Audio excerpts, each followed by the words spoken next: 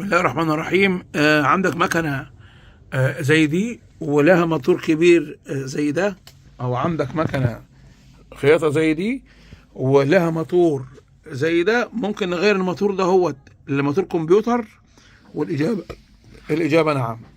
ممكن هتغير دي. المكنة اللي قدامنا دي يا جماعة كان لها موتور كبير، لكن بفضل الله شلناه لأنه كان زنان، وركبنا مكانه الموتور اللي هو الحلو ده HMC.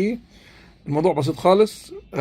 بنجيبوه ونركبوه. طبعا دي الموتور ده فيه ميزات، بيدي سرعه للمكنه زي ما انت عايز. يعني هو حاليا على 2900 2900 حاليا. لو شغلنا طبعا الموتور ده يا جماعه ملوش صوت. وهنا عندنا سرعات بتنزل من هنا. لاحظوا معايا، بننزل اهو، بننزل من هنا، بننزل منين؟ من هنا كده.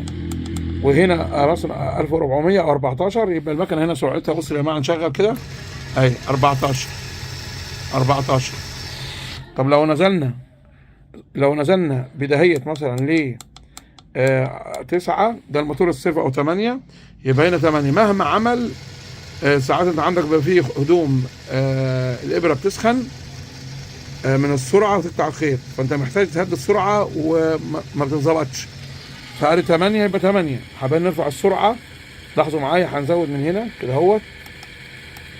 لاحظين هناك المكنه بتزيد اهو. هنرفع المكنه. المكنه بتنجل هناك. المكنه لاحظ الصوت هناك اهي. المكنه بتنجل معانا اهي. هنزود هنا برضو يا جماعه، ده موتور السيرفو اهو 24. انت ملاحظ نغمه المكنه اهي. نغمه المكنه اهي شغاله اهي على كام؟ 24. وممكن نزود معاك لحد 50 اهو. انا هنا بزود 27، ودي حلوه خالص بالنسبه لك. ادي 27 اهو. طيب الميزه هنا ان احنا مهما دوسنا يا جماعه، هنا مهما دوسنا الموتور من جوه زي ما انتم شايفين اهو. طبعا الموتور اصلا على بعد اهوت. ودي اللي هو اللي ورا ده، واللي هو HMC. وهو بصراحه الموتور ده حلو خالص. انا مش مندوب لاحد الشركات، لكن بقول كلمه حق، انا مركبه حوالي بقاله 7 8 10 سنين. استريحت من زن بصراحه. الموتور الزنان اللي احنا عارفينه كما نسمع.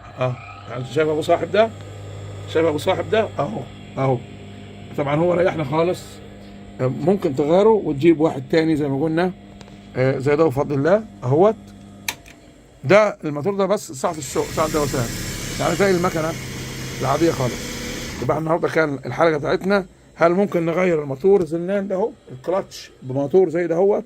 ايوه. وهو حلو خالص بفضل الله. يشغل مكنه الاوفر ويشغل مكنه الخياطه. حاجه حلوه خالص، احلى من الموتور الثاني بمراحل. كان معاكم النهارده اخوكم عبد المنعم، ماشي من قناه النوشي وماشي من قصر. وما تنسوناش من الدعم والاشتراك.